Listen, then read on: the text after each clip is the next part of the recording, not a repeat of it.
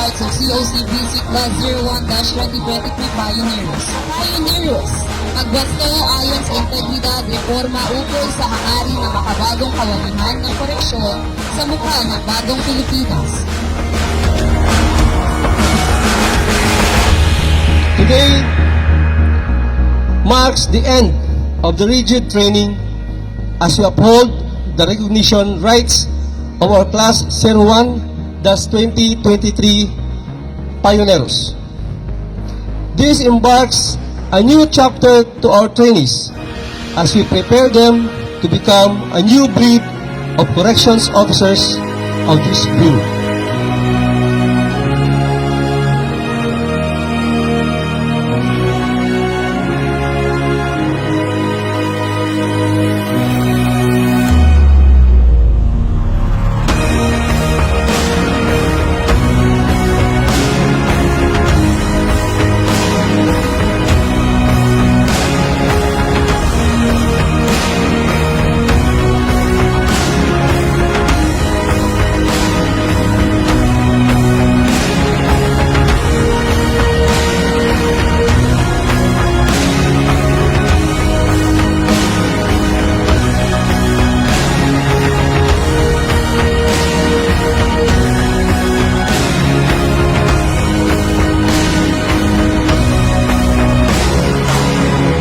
This training is not yet over.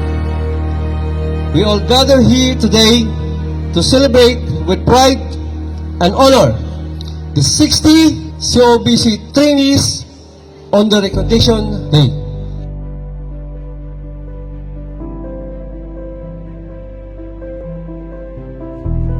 Let me present to you the Corrections Officers Custodial Basic Course Class 01-2023 Pioneros. 60 strong male and female Corrections Officer 1, the trainees of San Ramon Prison and Penal Farm who showed grit and determination to overcome the hardship of their training.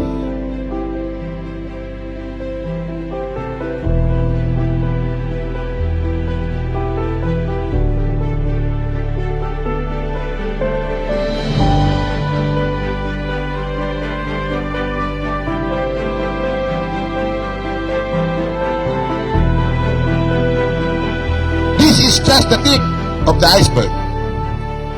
Throughout your career in the correction service, there will be more challenges, greater than the other. I hope you will show more grit and determination to overcome these challenges. Congratulations, Class Pioneros!